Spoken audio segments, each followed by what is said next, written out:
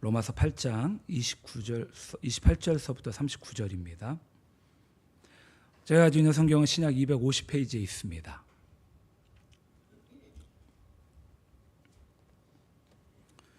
다 찾으셨으면 한 절씩 제가 먼저 읽고 우리 성도님들 봉독하겠습니다. 28절부터입니다.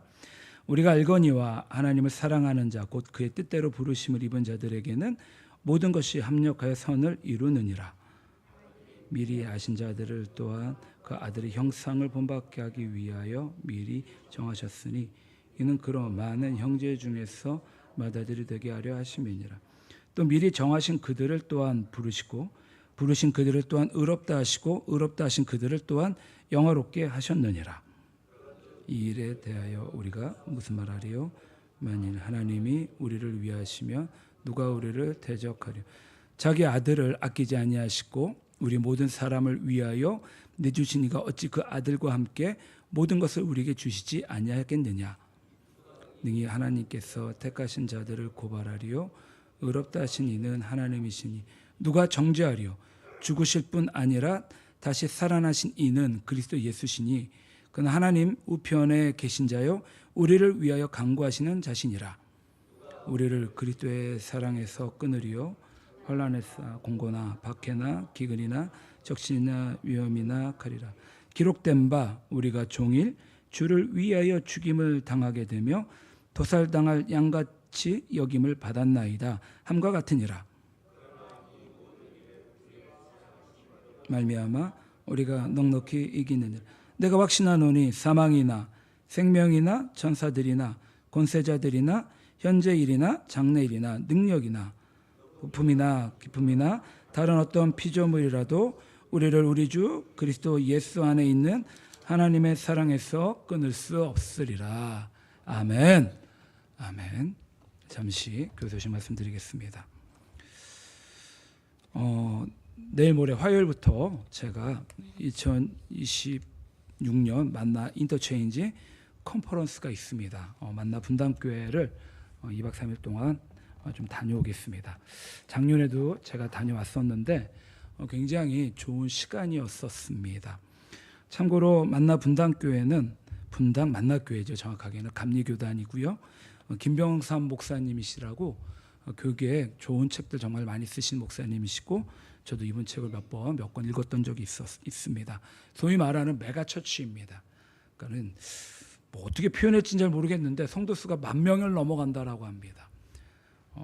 하여튼간 어쨌든 간에 대한민국 교계를 이끌어가는 교회임에도 그 본인들이 갖고 있는 노하우 이런 시스템들을 아낌없이 열어서 섬기는 그런 자리입니다. 화요일부터 목요일까지 잘 다녀오겠습니다. 그리고 7월 11일 날 북부지방 청소년부 1일 기도회가 동두천 중앙교회에 있습니다. 자세한 시간의 일정은 제가 차후에 올려드리고요. 제가 이날 찬양 인도와 기도 인도를 맡았습니다. 우리 성도님들 시간 되실 때 오셔서 함께 뜨겁게 찬양해 주시고 기도해 주시고 청소년부 행사이기 때문에 다른 무엇보다도 우리 자녀들 특히 청소년들 청년들을 위한 집회입니다. 그 얘긴즉슨 우리 아이들을 위해서 기도해야 되고요. 그 얘긴즉슨 되면 참석해야 된다는 의미이고요. 그리고 그 다음 주 일주일 후에 제헌절입니다. 7월 17일 날 금요일 날 빨간 날입니다. 청소년부 1일 수련회가 동두천 교회에 있습니다. 이 일을 위하여 교회가 저희 교회도 마찬가지고 지방에 있는 여러 교회가 연합해서 열심히 준비하고 있습니다. 열심히 뜨겁게 기도하고 있고요. 어떻게 하면 우리 자녀들이 하나님 안에서 그들의 학교와 가정에서 잘 성장할 수 있는지에 대한 고민들을 하고 있습니다. 좋은 강사진들도 모시고요. 그리고 아이들에게 양질의 간식이나 어떤 시간들을 제공하려고 애쓰고 노력하고 있습니다. 우리가 할 일은 우리 자녀들의 아이들이 마음을 활짝 열어서 이곳에 참석하는 것들입니다. 우리 교회가 힘을 다해서 기도하고 우리 자녀들 격려해서 잘 참석할 수 있는 그러한 일일 부흥의 일일 기도회가 되었으면 좋겠습니다. 우리 성도님들 많은 관심 가져주시기 바랍니다. 이 시간 우리 오늘 말씀을 위해 잠시 기도하겠습니다. 주님 감사드립니다. 오늘 귀한 허락하시고 주님 앞에 나왔습니다. 하나님 하나님의 문을 열어주시고 우리 가운데 한량없는 은혜를 부어주시고 다른 무엇보다도 하나님이 살아계시고 내 삶을 이끌어 가시고 인도해 주시며 세상은 아니다 할지라도 우리는 맞다라고 복음을 전할 수 있는 담대한 믿음을 부어 주시옵소서. 말씀의 씨앗이 30배, 60배, 100배로 넘쳐나는 복된 시간 되게 하여 주시옵소서. 감사드리며 예수님의 이름으로 기도드립니다. 아멘. 이 시간 아무것도 끊을 수 없다라는 말씀의 제목을 가지고 하나님의 은혜를 나누는 시간이 되었으면 좋겠습니다. PPT를 좀 올려주셨으면 좋겠어요. 아무것도 끊을 수 없다. 과연 하나님의 사랑에서 우리를 떼어놓을 수 있는 것이 과연 무엇이 있을까요? 우리 한번 오늘 깊이 고민해보고 생각해보는 그런 시간이 되었으면 좋겠습니다. 우리 성도님들 인생을 이렇게 반추해보시고 생각해보시면 신앙생활을 얼만큼 하셨나요? 저의 삶을 이렇게 되돌아보니까 예전에도 한번 말씀을 드린 것 같은데 골목 그 끝자락에 지하에 교회가 하나 있었습니다. 그런데 그때 당시에 그 지하의 교회가 제가 보았을 땐 굉장히 컸고 예뻐 보였고 아름다워 보였어요. 근데 그때 당시 저의 나이가 초등학교 들어가기 전이었거든요. 근데 그 골목 끝에 지하에 교회가 안 있었던 거, 그때부터 저의 신앙생활이 시작되지 않았었나라는 생각을 해보게 됩니다. 20년, 30년, 어떤 분은 40년, 50년, 또 어떤 분은 평생 모태신앙으로 신앙생활을 하셨을 거라 생각이 됩니다. 그런데요, 그렇게 우리가 신앙생활을 했는데 그런 생각 해볼 수 있을 것 같아요. 나는 정말 구원받은 사람인가? 그죠? 나는 자꾸 이렇게 넘어지는데 이 넘어지는 과정 가운데 하나님께서는 나를 포기하지 않으셨을까? 젊을 때는 그렇게 믿음이 뜨거웠었는데, 그렇게 열정이 불타올랐었는데 지금은 왜 이렇게 내 마음이, 내 신앙이 식어져 있을까? 근데 이것은 이상한 것이 아닙니다. 마치 방 안에 조명이 밝으면 밝을수록 그 공간에 떠다니는 먼지가 더 선명하게 잘 보여지는 것처럼 우리 신앙이 깊어지면서 나 자신의 연약함이 더욱더 선명하게 보이기 시작하기 때문입니다. 게다가 나이가 들면 몸이 쇠해집니다. 주변에 아는 지인들은요, 하늘나라 하나님을 만나러 갑니다. 오래 기도했는데 응답이 없는 것 같은 시간들이 쌓여집니다. 그리고 또 이렇게 마음 한켠에 속삭이는 소리들이 있죠. 요즘도 신앙의 가장 근본적인 이 물음이긴 한데요. 하나님은 정말 살아계시는가? 내가 오늘도 드린 기도 들으시는지, 나를 잊으신 건 아니신지. 우리 성도님들 분명히 이런 인생의 진지한 질문들을 스스로 해보신 적이 있을 거라고 생각이 됩니다. 저도 생각을 해요. 그리고 진지하게 신앙생활을 해온 성도라면 어쩌면 누구나 한 번쯤 이 질문과 어떤 신앙의 실존적인 이런 상황 가운데 마주칠 때가 참 많이 있을 거라고 생각이 듭니다. 그런데 이 또한 신앙이 없는 것이 아닙니다. 오히려 하나님을 더욱더 진실되게 사랑하고 생각하기 때문에 때로는 인생의 그런 위기나 어려움 가운데 하나님께서 살아계시는지, 하나님이 내 기도를 들어주시는지 그렇게 참 침묵하는 것처럼 느껴질 때가 있다라는 것이죠. 그러니까 이러한 시간들이 오히려 더 신앙이 깊으면 깊어질수록 고통스럽고 어렵고 힘이 든다라는 의미입니다. 그런데 성도님들, 오늘 우리가 지금 봉독했던 로마서 8장 28절부터 29절의 말씀은 바로 이런 질문에 하나님께서 친히 우리 가운데 대답해 주시고 우리를 위로해 주십니다. 자, 이 말씀을 쓴 바울의 삶을 우리가 한번 돌아보면 바울은 이 로마서를 어떤 편한 집에서 어떤 책상 위에서 사색을 하면서 이 책을 로마서를 쓴 것이 아닙니다. 감옥에서 그는 이 말씀을 믿었고 매를 맞으면서도 이 말씀을 붙잡았고 죽음의 눈앞을 두고서도 이 말씀을 선포했다라는 거죠.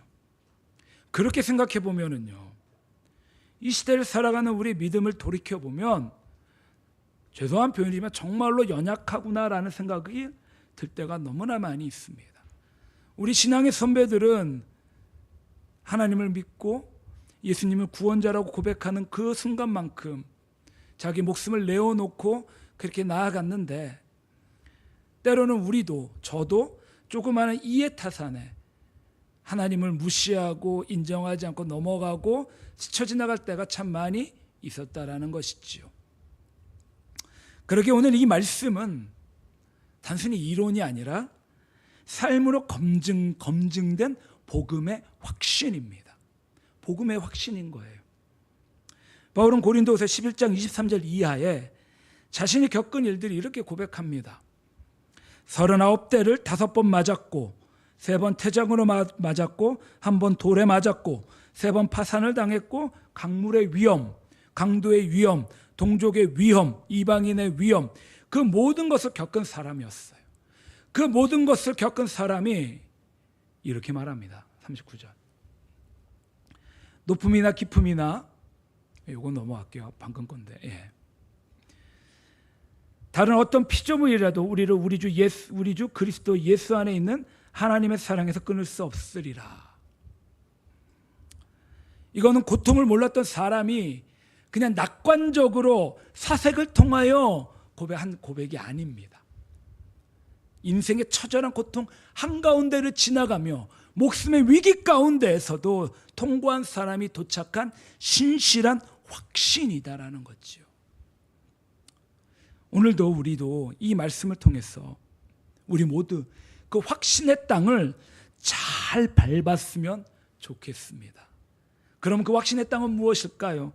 살아계신 하나님, 예수 그리스도 안에 살아계신 하나님, 온 우주 만물을 창조하신 하나님, 그 온 우주 만물을 창조하신 그 이전 영원부터 우리의 이름을 기억하신 그 하나님, 그 하나님을 우리가 더 많이 알고 경험하고 누렸으면 좋겠습니다. 그래서 그 무엇도 우리를 예수 그리스도 안에 있는 하나님의 사랑에서 끊을 수 없다는 것, 그것을 아는 사람은 이 세상 그 어떤 현실 가운데서 넉넉하게 잘 살아갈 수 있을 것입니다. 오늘 말씀 가운데 하나님의 놀라운 은혜와 우리를 향한 주님의 위로를 더 많이 경험하시기를 주님의 이름으로 축복합니다. 아멘. 첫 번째는요, 오늘 보면 28절, 우리가 너무나 잘 알고 있는 말씀입니다. 모든 것이 합력하여 선을 이룹니다. 모든 것이 합력하여 뭐를 이룹니까? 선, 아름다운 하나님의 것을 이루어 나갑니다. 28절, 우리가 알거니와, 이 말씀에서 우리가 가장 먼저 주목해야 될 부분이 바로 우리가 알거니와입니다. 압니다. 추측이 아닙니다. 소망도 아닙니다. 그랬으면 좋겠다라는 기대도 아닙니다. 우리는 안다라는 것입니다. 확실한 지식의 선언입니다. 하나님이 성도의 삶에서 역사하신다라는 것, 이것은 바울에게 있어서 내가 증명해야 될 어떤 가설이나 이론이 아니라 이미 확인된 진실이라는 겁니다. 그렇다면 바울은 무엇을 안다고 하느냐? 인생의 모든 것을 다 합력하여 선을 이루는 것을 바울은 안다라고 말합니다. 합력하여, 이 부분은 제가 헬라어로 한번 읽어드리겠습니다. 시네르게이라고 합니다. 영어로 많이 들어보셨을 거예요. 시너지 효과. 그 단어가 여기서 파생이 된 겁니다. 시네르게이. 서로 다른 것들이 함께 연합하고 작동하여 혼자서는 낼 수 없는 결과를 낸다라는 그런 의미입니다. 그리고 선은요, 단순히 좋은 것이 아닙니다. 단순히 착한 것이 아니라 하나님의 그 목적에 부합되는 참된 좋은 것을 의미합니다. 근데 여기서 우리가 더 깊이 좀 고민해야 될 것이 무엇이냐? 바로 바울은 좋은 것들만 합력한다라고 말하지 않습니다. 전제 조건이 좋은 것들, 착한 것들, 아름다운 것들, 편한 것들이라고 말하지 않는다라는 거예요. 그는 분명히 모든 것이다라고 합니다. 이 모든 것 안에는요, 기쁜 일, 반대로 슬픈 일도 있겠지요. 건강, 질병, 성공, 실패, 만남, 이별, 내가 선택한 것도 오히려 또 선택하지 않은 것도 있는데 그럼에도 나에게 주어진 것들, 또 때로는요, 심지어는 내가 잘못해서 지금 어쩔 수 없이 경험하고 있는 그 고통들, 하나님은 그것까지도 협력하여 다 모아서 합력하게 해 주신다라고 말씀하고 계십니다. 그런데 이것은 고통이 좋다라는 말이 아닙니다. 오히려 그 고통조차도 하나님 손 가운데 선하고 아름다운 목적을 가진다라는 의미입니다. 그리고 또 한 가지 주목해야 될 것, 이 약속이 과연 누구에게 주어진 것일까요? 바울은 두 가지 부류를 이야기합니다. 하나님을 사랑하는 자, 그의 뜻대로 부르심을 입은 자. 그렇죠. 그런데 이 두 가지 표현은요, 두 부류를 이야기하는 것이 아니라 동일한 사람을 서로 다른 각도에서, 관점에서 보고 묘사한 겁니다. 그러니까 하나님을 사랑하는 자, 그의 뜻대로 부르심을 입은 자, 이런 사람을 우리는 뭐라고 부르느냐? 이 땅 가운데 성도라고 말합니다. 그래요. 이 약속, 모든 것들을 다 가지고 합력하여 선을 이루는 것을 누구에게 약속했느냐? 바로 이 세상의 성도에게 주어진 약속이다라는 겁니다. 이 말씀의 진정한 의미는요, 세상의 모든 일들이 다 잘 되었으면 좋겠습니다. 하나님을 믿고 복을 받았으면 좋겠습니다. 부러지고 열리고 형통케 되고 건강케 되고 우리의 자녀들이 좀 잘 됐으면 좋겠고 몸이 건강했으면 좋겠습니다. 그런데 우리 인생이 그렇지 않잖아요. 이 말씀의 진정한 의미는 세상의 모든 일이 다 잘 되도록 보장하는 그러한 보험이 아니라 하나님과의 관계 안에 있는 사람들에게 하나님께서 아름답게 역사하신다라는 그러한 약속입니다. 하나님을 사랑하고 하나님의 그 뜻대로 부르심을 입은 자들에게는 하나님께서 역사하십니다. 그런데 그 역사는요, 세상이 보았을 때, 내가 생각했을 때 내 뜻이 아닐 수도 있다라는 의미입니다. 고통받을 수도 있고요, 고난을 받을 수도 있습니다. 예수님의 그 십자가 때문에, 복음 때문에 침뱉음을 당할 수도 있고요, 때로는 헐벗고 어려움을 당할 수도 있다라는 그런 의미입니다. 그렇다고 하면 우리는 그런 주님의 마음을 잘 이해하고 알아가야만 합니다. 이 가장 비싼 직물 공예 중에 테피스트리라는 것이 있습니다. 저도 이번에 말씀을 준비하면서 한번 알아봤는데 직물 공예예요. 테피스트리라고 있는데 장인이 직접 손으로 시줄과 날줄을 교차해서 그림을 만든 겁니다. 작업 중에 그런데 뒷면을 보면은요, 이게 어떤 경우냐면은 실들이 이거예요. 이게 테피스트리라고 하는데 뒷면을 보면 이렇습니다. 이게 무슨 의미냐면은요, 실들이 서로 뒤엉키고 매듭이 지어서 뒷면을 보면 도무지 이게 무슨 그림인지 알 수 없습니다. 그런데 앞면을 보면 놀라운 그림이 펼쳐지지요. 자, 지금 우리 인생을 우리가 살펴보면 우리 인생은 뒷면과도 같습니다. 그렇지만 하나님은 아름다운 앞면을 짜고 계십니다. 하나님의 솜씨를 우리가 다 이해하지 못할 뿐 하나님은 지금도 우리 인생의 시줄과 날줄을 짜고 계십니다. 우리 사랑하는 성도님들, 혹시 지금 이해되지 않은 어려움들이 있나요? 고통들이 있고 왜 지금 내게 이런 상황이 왔는지 잘 이해되지 않는 분들도 계실 거라고 생각이 됩니다. 어쩌면 그것이 아직 우리 인생의 뒷면일 수 있다라는 생각들도 해보게 됩니다. 이러겠죠. 정리가 안 됐어요. 참 어렵습니다. 그러나 하나님은 우리를 포기하신 것이 아닙니다. 지금도 우리 인생의 아름다운 앞면을 아름답게 짜고 계십니다. 모든 것을 합력하여 우리 가운데 아름다운 것을 주시는 하나님 아버지, 그 하나님 아버지, 우리 가운데 신실하게 역사하시는 그 하나님을 더 깊이 경험하시고 신뢰하시기를 오늘 이 아침에 주님의 이름으로 축복합니다. 아멘. 그래, 한번 잘 보셨으면 좋겠어요. 테피스트리라고 합니다. 굉장히 비싼 직물 공예예요. 이게 그 뒷면입니다. 자, 두 번째, 그 모든 것을 합력하여 선을 이루시는 하나님이, 그 하나님이 우리 편이십니다. 29절과 30절에 보면은요, 정말 놀라운 표현이 나오는데 구원의 황금사슬이라고 불리는 매우 아름다운 본문입니다. 잘 보이시나 모르겠는데요. 자, 29절에 이런 표현이 있어요. 눈으로 한번 잘 따라 보시기 바랍니다. 하나님이 미리 아신 자들을 중반에 미리 정하셨으니 30절에 부르시고 의롭다 하시고 영화롭게 하셨느니라. 자, 바울은요 29절과 30절에 하나님의 구원이 어떻게 진행되는지를 5단계로 펼쳐서 보여줍니다. 예지, 미리 아셨어요. 예정, 미리 정하셨습니다. 그리고 우리를 불러주시고요. 그리고 의롭다 하시고 그리고 우리를 영화롭다라고 말씀하십니다. 이거를 구원의 황금 사슬이라고 합니다. 알아주시면 참 좋을 것 같아요. 하나님이 미리 아셨어요. 제가 말씀을 준비하면서 미리 아셨다라는 이 구절이 저에게는 너무 크게 와닿았습니다. 미리 아셨다라는, 언제 미리 아셨을까요? 우리는 흔히 그런 고백 많이 합니다. 창세 전에, 이 땅이 만들어지기 전에, 시간이 만들어지기 전에, 공간이 만들어지기 전에 하나님은 우리를 미리 아셨다라고 말합니다. 그런데 우리는 지금 어떻죠?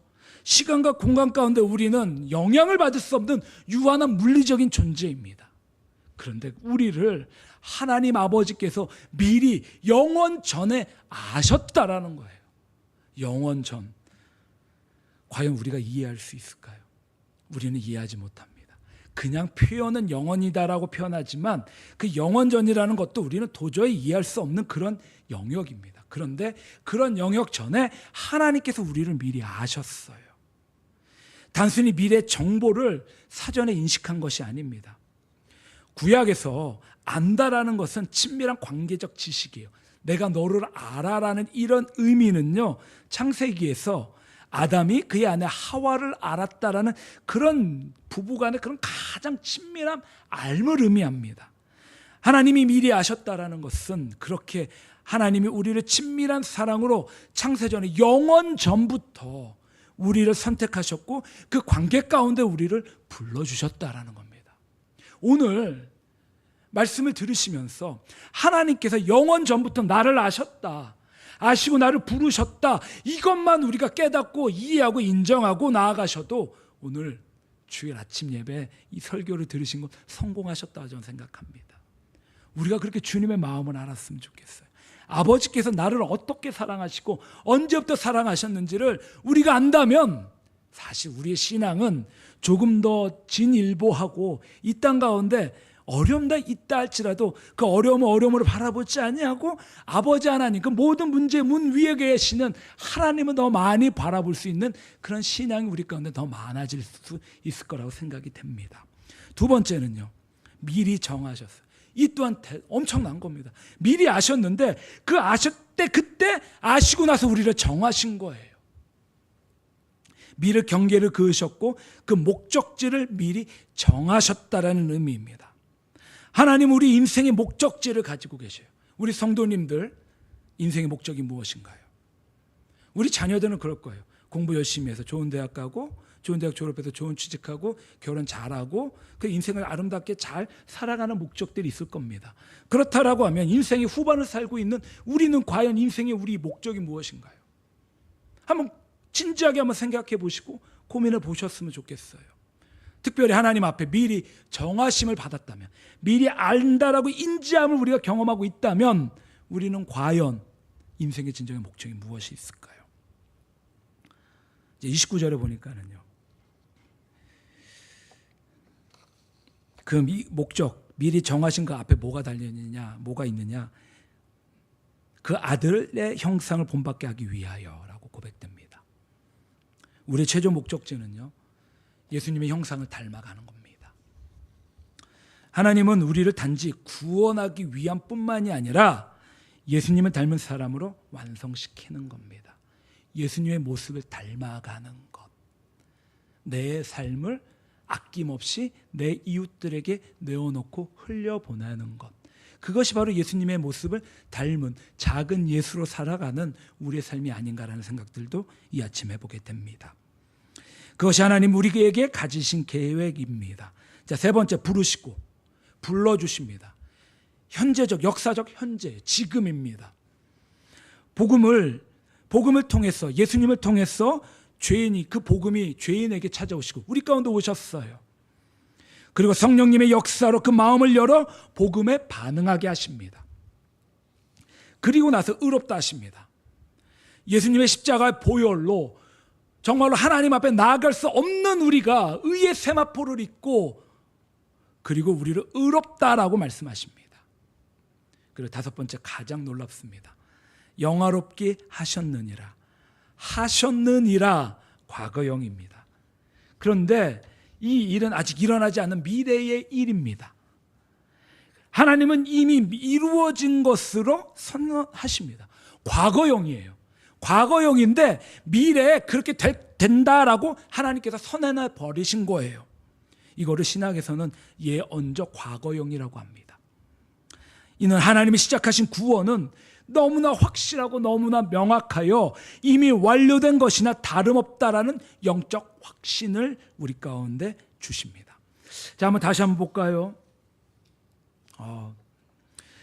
구원의 황금사슬, 예지, 예정, 부르심, 의롭다 하심, 영화롭다 하심, 영화롭게 하심, 이 다섯 가지, 우리가 쇠사슬을 생각해 볼 때 다섯 개의 고리가 서로 유기적으로 연결이 되어 있습니다. 첫 번째 고리가 잘 연결이 되어 있다면 그 쇠사슬은요, 잘 연결이 되어 있어서 중간에 끊어지지 않습니다. 왜냐하면 그것은 하나로 연결이 되어 있기 때문이죠. 바울이 말하는 구원의 황금사슬도 마찬가지입니다. 하나님이 우리를 미리 아셨습니다. 그 첫 번째 고리가 우리에게, 나에게 연결이 되었다면 의롭다 하심과 영원롭게 하심의 마지막 고리까지 반드시 하나로 이루어집니다. 어느 건축가가 설계도를 그릴 때 그 설계도, 그 그림 안에는 건물들이 이미 다 완성이 되어 있습니다. 물론 벽돌 하나하나 쌓아가는 과정들이 남아있지만 설계도 안에서 그 건물은 이미 완성이 되어 있고 잘 서 있습니다. 하나님은 구원의 완성을 이미 그 설계도 안에 다 그려놓으셨습니다. 지금 우리가 겪는 과정들은 그 설계도를 삶의 현실로 이루어가는 하나의 단계들이다라는 것이죠. 정말 중요한 핵심은, 이 구원의 황금사슬의 아름다움, 이 다섯 가지 아름다움에는요, 절대로 나의 행위가 들어가 있지 않다라는 겁니다. 여기에는 나의 수고와 노력과 애씀이 들어가 있지 않아요. 하나님이 미리 하시고 예정하셨다라는 것, 그것이 출발점이고, 그리고 그 출발점이 하나님이시라면 그 사슬은 끊어지지 않습니다. 단 여긴 우리의 수고와 노력과 공로가 단 하나도 있지 않는다라는 것이죠. 우리는 다만 주님께서 말씀하시는 그 복음을 잘 받아들이고 그 앞에 나아가기만 하면 된다라는 것입니다. 세 번째, 그 부르심에 우리는 잘 응답하시기만 한다면 우리는 그 주님께서 우리 가운데 부어주시는 영적 자유함을 이 땅 가운데 온전히 잘 누릴 수 있게 된다라는 것이죠. 우리 사랑하는 성도님들, 이 다섯 가지의 이 황금사슬을 삶 가운데 잘 적용하시고 누리시기를 또한 주님의 이름으로 축복합니다. 아멘. 자, 그리고요, 이제 31절부터 34절까지 완전히 이제 분위기가 완전히 바뀌어집니다. 다른 언어로 전환이 돼요. 갑자기 바울은요, 이 네 가지 질문을 통해 법정으로 우리를 데려갑니다. 당시에 이 수사학적 질문들이 굉장히 유행했던 때가 있었어요. 바울은 누구보다도 헬라 문화에 굉장히 잘 공부를 열심히 했던 사람이었기 때문에 로마에 편지를 보낼 때 그런 스타일로 이 편지를 쓰게 됩니다. 또 특별히 묻고 대답하는 이 과정들이 전통 히브리식 대화법이에요. 하브루타라는 방법이거든요. 물어보면서 대답을 하고 그 대답으로 말미암아 진리에 이르게끔 만듭니다. 지금도 이스라엘의 그 큰 대학들, 특히 탈무드를 공부할 때 서로 묻고 대답하고 묻고 대답하는 이런 방식으로 수업을 한다라고 말합니다.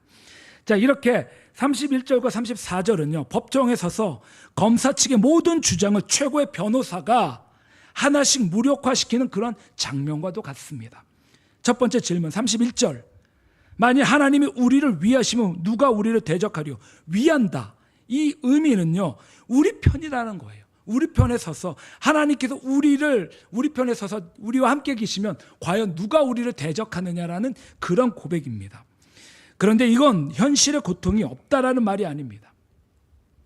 고통이 있어도, 어려움이 있어도, 문제가 있어도 그럼에도 그거보다 더 크신 하나님이 나의 편이다라는 의미입니다.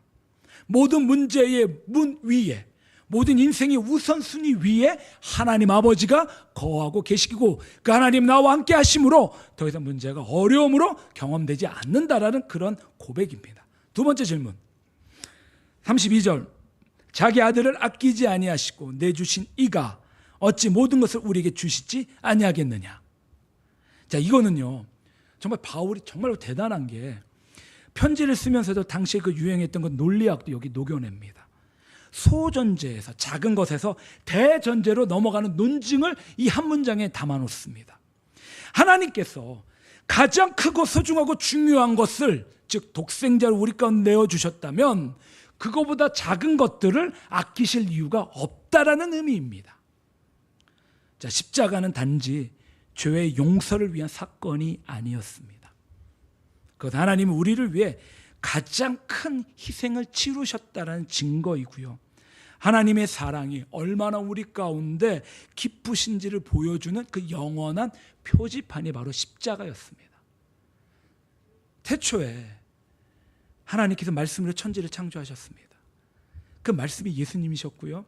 하나님의 독생자 예수님이셨어요. 그런데 그 예수님은 십자가에 아낌없이 내어놓으셨잖아요.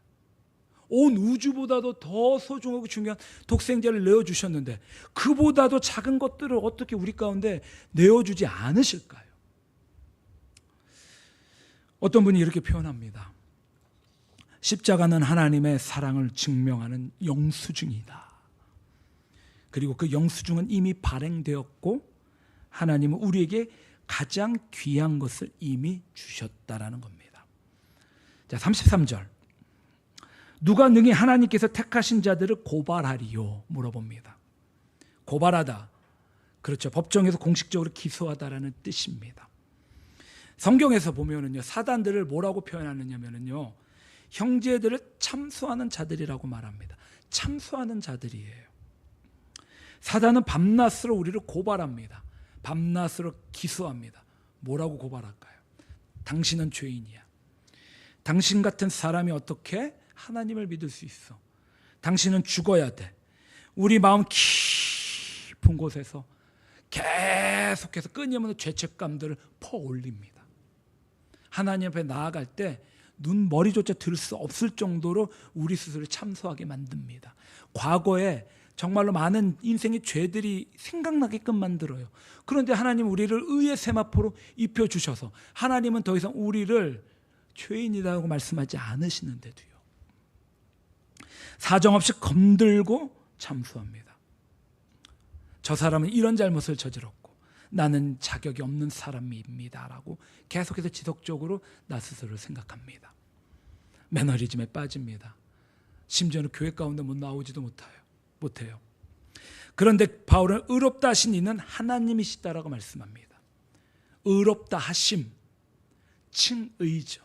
의롭다 하심, 하나님의 법적 선언입니다. 아니, 판사이신 분이 무죄를 선언했는데 누가 그 판결을 뒤집을 수 있을까요? 사단이 아무리 고발해도 하나님께서 우리를 의롭다 하셨으면 그것으로 끝입니다. 더 이상 그것에 우리 생각과 마음을 빼앗길 필요가 없다라는 것이죠. 34절, 누가 정죄하리요? 그리고 바울은 그 정죄의 해답을 죽으실 뿐 아니라 다시 살아난 예수 그리스도가 계신다라고 대답을 제시합니다. 예수님이 우리의 모든 죄악을 십자가에서 다 탕감해 주시고 그리고 정가해 주셨습니다. 나의 죄는 예수님에게, 예수님의 그 의로움은 나에게 그렇게 정가해 주셨죠. 그렇기 때문에 우리를 정죄할 사람이 이 땅 가운데는 없습니다. 예수님은 그 예수님이 하나님 우편에 앉아 계십니다. 그리고 지금도 우리를 위하여 강구해 주십니다. 지금 이 설교가 전해지는 이 순간에도요, 우리 예수님은 쉬지 않고 하나님 앞에서 우리를 위해 중보 기도해 주고 계십니다. 그래서 예수님을요 우리의 대중보자라고 말씀드리는 이유가 거기에 있습니다. 자, 방금 드린 네 가지의 질문, 그 대답은 하나입니다. 아무도 없습니다. 아무것도 없습니다. 왜냐하면 하나님이 우리 편이시고 예수님이 그 십자가의 보혈로 우리를 의롭다 여겨주셨고, 그리고 예수님이 우리를 위해 중보기도해 주시기 때문입니다. 그 무엇보다 우리 사랑하는 성도님들, 혹시라도 여전히 과거 인생에 해결되지 못했던 그 죄책감들과 죄가 있다면 아버지 앞에 내어놓으시기 바랍니다. 교회에서 수요기도에 기도에 대한 부분들을 말씀을 드릴 때 하나님 앞에 나아가면서 가장 먼저 우리가 고백해야 될 것이 바로 회개였습니다. 회개 기도라는 거죠.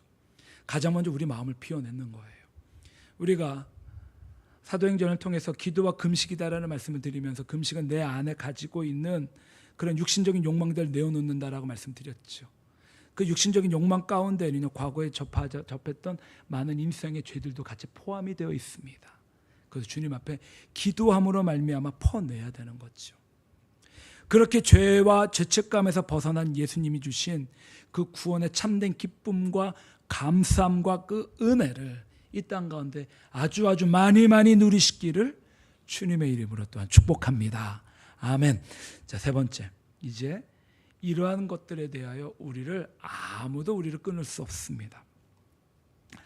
자, 33절에 보니까요, 바울이 이제 추상적인 신학에서 벗어납니다. 자, 우리가 말씀을 드릴 때, 저도 설교를 준비할 때 가장 조심해야 될 것이 무엇이냐면요, 머리에서 끝나는 것이에요. 절대 그래서는 안 됩니다. 머리에서 생각하는 것이 내 삶 가운데 손발로 드러 나타나야 되는 거예요.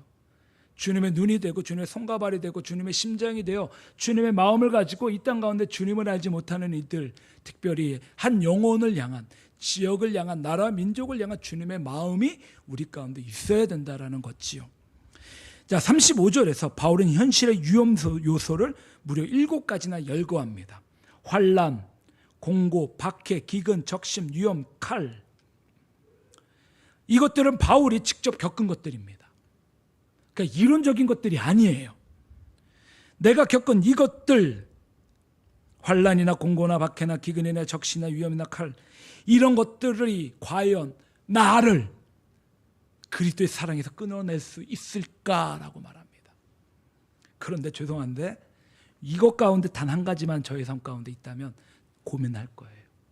과연 하나님은 나를 사랑하시는지, 하나님은 살아계시는지, 예수님이 2000년 전에 나를 위해 돌아가셨다는데 나는 왜 이 땅 가운데 이런 어려움을 이렇게 경험하고 살아갈 수밖에 없는 인생인지 불평할 겁니다. 불만할 것 같아요.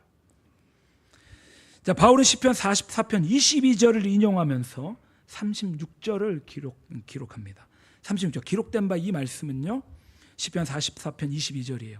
우리가 종일 주를 위하여 죽임을 당하게 되며 도살당할 양같이 여김을 받았나이다 함과 같으니라.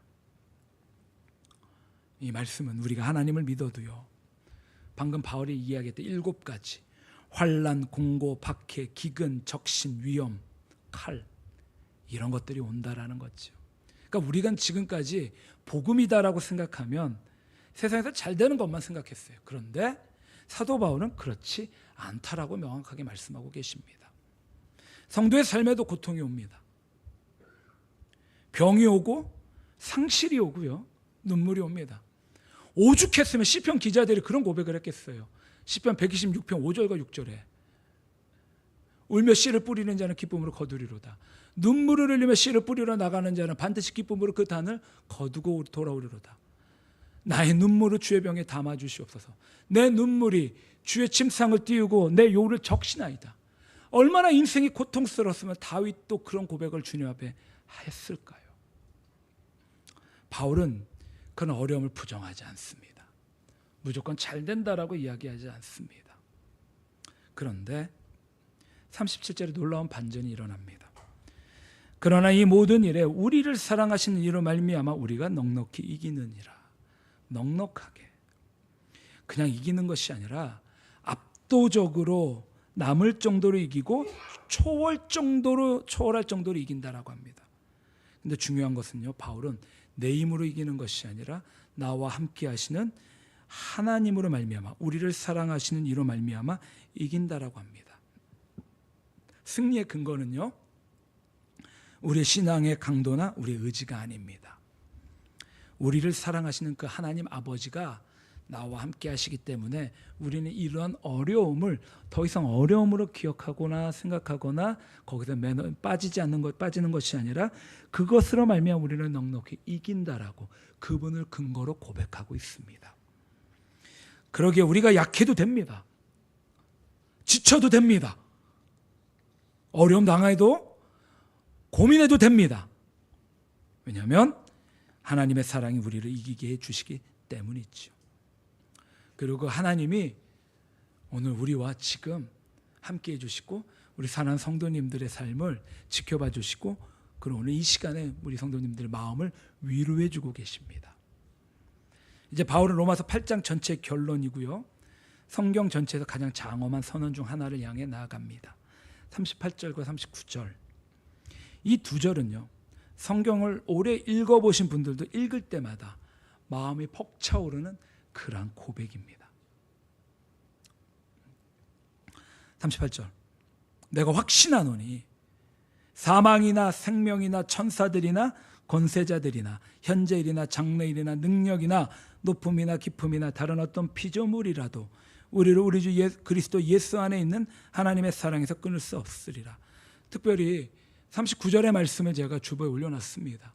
성경책 갖고 다니시기 좀 힘드시면 꼭 주보 갖고 다니시고 그 전주에 어떤 말씀하셨는지 읽어보시면서 좀 기억해 보시고, 그 주에 이 성경 구절을 통해서 묵상해 보시면서 이런 말씀, 하나님의 은혜를 나누셨구나라고 생각해 보셨으면 좋겠어요. 39절, 38절에 내가 확신하노니라고 고백합니다. 자, 우리는요, 바울이 인생에 어떤 과정을 겪어왔는지 너무나 잘 알고 있습니다. 매를 맞으면서 감옥에서도 파선을 당하고 죽음의 문턱에서도 그 모든 자리를 통과하며 바울은 이 확신에 도달합니다. 서재나 철학에서 얻은 지식이 아니라 본인의 삶에서 죽음의 위기 가운데 검증된 그런 말씀이다라는 거죠. 자, 바울이 열거하는 것들을 잠시 좀 살펴보면요, 사망과 생명, 시간의 양극단입니다. 죽음도 삶도 우리를 끊을 수 없습니다. 천사들과 권세자들, 영적 존재들이에요. 현재일과 장래일들, 지금 겪고 있는 것도 앞으로 닥칠 것도 우리를 끊을 수 없습니다. 능력의 높음과 그 깊음, 그래요. 공간의 모든 차원이에요. 이긴즉슨 우주 안에 있는 모든 영역을 의미합니다. 그리고 마지막으로 다른 어떤 피조물이라도라는 열린 결말로 모든 가능성을 닫아버립니다. 어떤 가능성이요? 우리를 하나님의 사랑에서 끊어버리는 그 가능성을 다 닫아버려요. 그런데 이 열거 목록에 없는 것이 한 가지 있어요. 무엇이 있을까요? 그것은 바로 우리 자신입니다. 나의 실패, 나의 의심, 나의 배신, 우리의 나약함, 이것들이 이 안에 없다라는 거죠. 이런 것들이 하나님의 사랑을 끊는다고 바울은 말하지 않습니다. 왜냐하면 하나님의 사랑은 우리의 행위에서 기반된 사랑이 아니기 때문입니다. 우리는 사람과 사람과의 관계에서 내가 상대에게 뭔가를 잘해주면 상대도 나에게 호감을 줍니다. 이성 간의 관계에서도 그런 것 같아요. 내가 당신을 사랑하기 때문에 당신도 나를 사랑한다라고 말합니다. 그런데 하나님의 사랑은 그러지 않습니다. 하나님은요, 사랑 그 자체예요. 우리가 오늘 너무나 공교롭게도 우리가 교독문 85번을 교독했잖아요. 요한일서, 하나님은 사랑이시니라. 저는 이 교독문을 오늘 봉독할 때 오늘 말씀과 이렇게 유기적으로 연결이 되는 것들을 보면서 하나님의 놀라운 그 인도하심과 은혜가 오늘 예배 가운데 풍성하게 담겨져 있구나라고 또 한번 묵상을 해보았습니다. 우리 성도님들, 하나님은 사랑 그 자체예요. 하나님은 사랑이십니다. 그런데 우리 성도님, 이 말씀이 선포되던 시대를 우리가 한번 고민해 봤으면 좋겠습니다. 어떤 때인가? 2000년 전입니다. 바울이 로마서를 쓸 당시에 네로 황제의 박해가 시작되고 있었습니다. 로마의 성도들은 원형 경기장에서 사자들에게 던져지고 밤이 되면 지하 카타콤에 숨어서 예배를 드립니다. 당시에 서로가 서로를 향하여 당신이 그리스도인입니까? 라고 확인할 때 뭐를 했느냐? 물고기 그림을 그려요. 물고기는 익투스입니다. 주는 그리스도시여 살아계신 하나님의 아들입니다의 헬라어 첫 자가 익투스예요. 물고기 그림을 그리고 서로가 그리스도인이면은 얼마나 반갑게 맞이하고 그곳에서 함께 예배하고 기도하고 찬양하고, 어떤 사람들은 평생 그 카타콤에서 한 번도 햇빛을 보지 못하고 삶을 마무리했다라는 그런 이야기도 들어보았습니다. 그런 그들이 지금 이 말씀을 들었을 때 어떤 마음이었을까요? 이 로마서를 읽었을 때 그 심정이 어떤 심정이었을까요? 사망도 우리를 끊을 수 없다라는 이 선언이 지하 묘지에서 예배드리는 그들 가운데 얼마나 큰 힘이 되었을까요? 이거는요, 감히 우리가 그들의 심정을 살펴볼 수도 없는 그런 고백입니다. 안다라고 말한다고 알 수도 없는 그런 이야기지요. 오늘 이 말씀이 오늘 우리 가운데도 동일하게 선포됩니다. 그리고 이 말씀의 모든 약속은 단 하나의 이름 가운데 실현이 됩니다. 어떤 이름인가요? 그렇죠, 바로 예수 그리스도이십니다. 39절 마지막 선언을 다시 보면은요, 우리를 우리 주 그리스도 예수 안에 있는 하나님의 사랑에서 끊을 수 없느니라. 하나님의 사랑은 추상적이지 않습니다. 추상적인 감정도 아닙니다. 하나님의 사랑은 그리스도라는, 예수 그리스도라는 구체적인 그 인격 가운데 계시된 아버지 하나님의 마음입니다. 우리가 예수님을 사랑한다고요? 그러면 반드시 하나님 아버지를 사랑할 수밖에 없습니다. 하나님 아버지를 사랑하지 않는다라고 하면 예수님도 사랑하지 못한다라는 의미 있죠. 32절에 보면은요, 자기 아들을 아끼지 아니하시고 우리 모든 사람을 위하여 내주신 이, 자기 아들을 아끼지 아니하시고, 이 표현은 창세기 22장의 말씀을 그대로 좀 반추하는 그런 모습입니다. 아브라함이 이삭을 드릴 때 하나님이 하신 말씀을 의도적으로 보여줍니다. 창세기 22장 16절, 내가 내 아들 내 독자까지도 내게 아끼지 아니하였으니. 자, 여기서 가장 중요한 부분은 이거예요. 아브라함은 하나님의 말씀에 즉각적으로 순종합니다. 모리아 땅의 한 산으로 가서 자기 아들 이삭을 잡으려고 칼을 듭니다. 치려고 할 때 하나님께서 막으시죠. 하나님은 아브라함의 칼을 들었다가 멈추게 하십니다. 그런데 하나님은요, 독생자 아들이신 예수님을 실제로 우리 가운데 내어 주셨습니다. 그것이 바로 십자가이죠. 34절 후반절에 그는 하나님 우편에 계신 자요 우리를 위하여 간구하시는 자신이라. 예수님은 부활하시고 승천하셔서 모든 사역을 끝내고 계신 것이 아니라 예수님 지금 이 순간에도 하나님 우편에서 우리를 위해 기도해 주시고 간구해 주십니다. 항상 살아계셔서 우리를 위하여 애써 주시고 수고해 주시고 우리 가운데 위로해 주시고 우리를 하나님 가운데도 인도해 주시는 우리 구주 되시는 예수님이시지요. 우리의 대중보자, 우리의 구원자, 우리의 주님, 우리의 주인, 왕이신 예수님을 풍성하게 깊이 경험하시기를 축복합니다. 아멘. 우리 성도님, 제가 서론에서 그런 질문 하나 드렸던 적이 있습니다. 하나님, 나를 잊으셨습니까? 이 고통은 정말 나에게 어떤 의미가 있습니까? 라고 물었던 적이 있습니다. 그리고 오늘 말씀을 통해 하나님은 그 대답을 우리 가운데 해주셨습니다. 하나님 우리 잊지 않으셨어요. 오히려 하나님은 우리를 창세전부터 미리 아셨고 그 사랑은 사망도 생명도 천사도 권세자도 현재일 장래일 높음도 깊음도 다른 그 어떤 피조물도 끊을 수 없다라고 고백했습니다. 혹시라도 지금 우리가 겪고 있는 어려움들, 고난과 고통은 하나님의 손에서 벗어난 것이 아닙니다. 오히려 하나님 그것조차 합력하게 만들어 주셔서 우리 인생 가운데 의미 있게 해 주실 것입니다. 그 또한 하나님의 역사이심을 믿으시기를 축복합니다. 그리고 37절에 보니까 그러나 이 모든 일에 우리를 사랑하신 이로 말미암아 우리가 넉넉히 이기느니라. 자, 우리는 억지로 간신히 버티는 사람이 아닙니다. 그것도 우리의 힘이 아니라 우리를 사랑하시는 분으로 말미암아 우리를 넉넉히 이기는 사람들입니다. 오늘 이 예배를 마치시고 삶으로 돌아가시는 우리 모든 성도님들, 월요일 아침이 오셔도 이 말씀이 함께 하시기를 축복합니다. 혹시라도 여전히 어려움 가운데 내일 아침 해보기가 두려우신 성도님들도 계시다면 이 말씀을 통해 위로를 받으시고 하나님께서 나와 함께 하시는 분이시다라는 것을 더 많이 누리시기를 축복합니다. 아멘. 자, 찬양팀 나오시기 바랍니다. 그리고 39절, 우리를 우리 주 그리스도 예수 안에 있는 하나님의 사랑에서 끊을 수 없으리라. 이 땅에 그 어떤 것도, 그 어떤 힘들고 고통스럽고 아프고 어려운 것도, 아무것도 우리를 그 하나님 아버지의 사랑에서 끊을 순 없습니다. 이런 놀라운 하나님의 사랑이 우리 성도님 오늘도 내일도 주님을 만나는 그날까지도 함께 하시기를 주님의 이름으로 간절히 축원합니다. 아멘. 이 시간 우리 같이 찬양하고 기도했으면 좋겠습니다. 네, 그 다음 거 넘겨주시면 될 것 같아요. 네.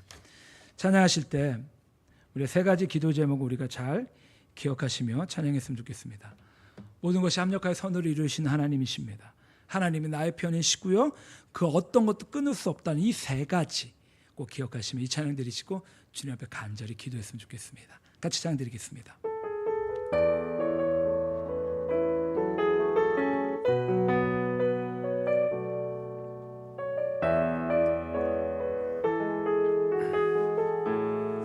나의 안에 거하라, 나의 안에 거하라. 나는 내 하나님이니 모든 환난 가운데 너를 지키는 자라.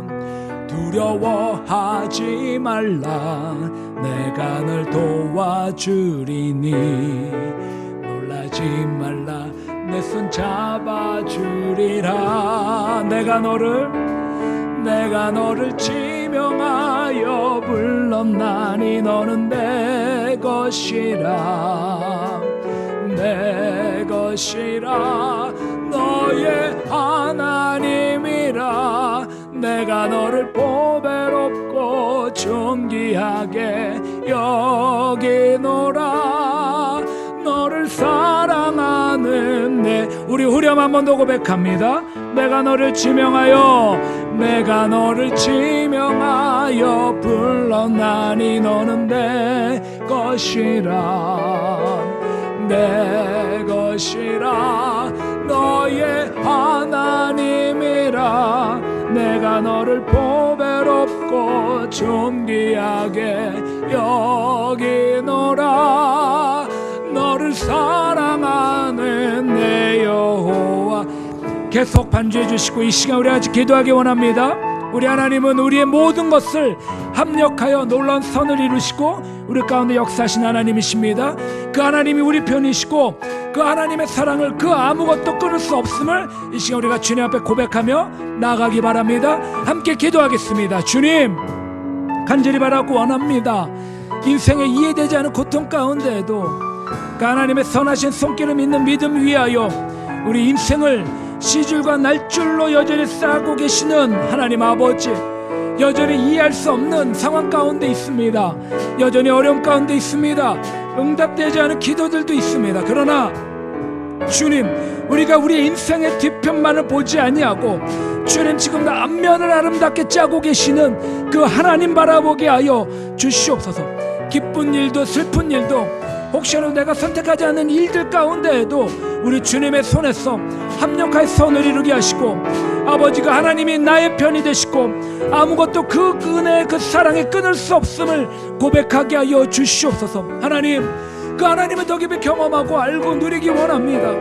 하나님, 정말로 어디로 나아갈 바를 모르는 이 시대 가운데 주님, 우리의 마음이, 내 생각이 아버지 앞에 더 정착하고 주님 더 바라보고 주님 앞에 더 가까이 나가게 하여 주시옵소서.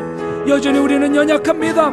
쓰러질 때도 있습니다. 세상을 의지하고 아버지 모른 척하고 스쳐 지나갈 때도 있지만 그러나 주님, 아버지 나의 행위를 보지 마시고 사랑의 본체이신 하나님, 우리의 그 모든 것들을 주님 품어주시고 우리를 예지하시고 예정하시고 불러주시고 아버지 영화롭게 해주시는 그 하나님을 더 깊이 경험하고 알고 누리는 우리가 되게 하여 주시옵소서. 주님, 우리를 의롭다 하신 그 하나님을 찬양합니다. 감사드리며 예수님의 이름으로 기도드립니다. 우리가 계속 찬양합니다. 나의 안에 거하라, 나의 안에 거하라, 나는 내 하나님이니 모든 환난 가운데 너를 지키는 자라. 두려워하지 말라, 내가 널 도와주리.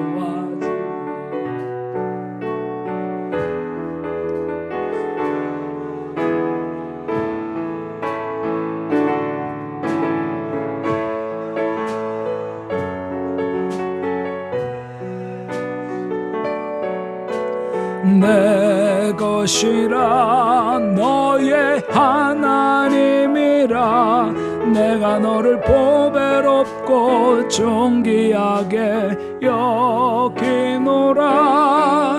너를 사랑하는 내 여호와라. 아멘. 주님 앞에 11조와 생일 감사원금과 주정원금과 성경금 올려드렸습니다. 드려진 예물을 위해 잠시 기도하겠습니다. 사랑과 은혜가 풍성하시고 자비로우신 하나님 아버지, 자기 아들을 아끼지 아니하시고 우리 모든 사람을 위하여 내주신 주님, 우리가 그 크신 사랑에 감사하여 주님 앞에 귀한 예물 아버지 앞에 올려드립니다. 우리가 내어드리는 이 예물이 가장 큰 것을 먼저 내어준 주님을 향한 우리의 응답이심을 주님 흠양해 주시옵소서. 오늘 말씀 가운데 십자가가 하나님의 영수증이라는 고백을 드렸습니다. 주님, 이 예물은 그 사랑을 받는 자들의 감사의 고백입니다. 예물이 쓰이는 곳마다 하나님의 그 나라와 한 영혼을 향한 주님의 마음이 온전히 드러나게 해주시고, 아버지 교회가, 하나님의 나라가, 지역이 풍성해지고 열리고 형통케 되는 은혜의 예물 되게 하여 주시옵소서. 드려진 손길 가운데 주님 복 주시고 잘되고 열어지고 형통케 되는 은혜가 있게 하여 주시옵소서. 혹시 삶 가운데 어려움이 있고 문제가 있고 여전히 헤어나지 못할 현실적인 어려움이 있다면 주님 함께 하여 주시옵소서. 주님이 함께 하심을 경험하고 알게 하여 주셔서 아버지 이 은혜들로 그 상황들을 넉넉히 이겨내 나아가며 주님께서 풍성하게 우리 인생의 열쇠가 되는 은혜가 있게 하여 주시옵소서. 주님 은혜를 더해 주시옵소서. 살아계신 하나님을 우리가 더 깊이 경험하고 알고 누리게 하여 주시옵소서. 특별히 우리 자녀들을 주님께서 지켜주시고 아버지 열어지고 형통케 되는 역사도 일어나게 하여 주시옵소서. 우리가 살고 있는 지역도 다시금 되살아나는 아버지 그런 리뉴얼의 역사가 있게 해주시고 아버지 이곳 가운데 푸른 주의 은혜의 그 의의 나무들이 풍성케 되는 아버지 그런 날들도 속히 이루어지게 하여 주시옵소서. 감사드리며 예수님의 이름으로 기도드립니다. 아멘. 우리 이 시간 일어나셔서 찬송 드리신 후에 축도로 모든 수서 마치겠습니다.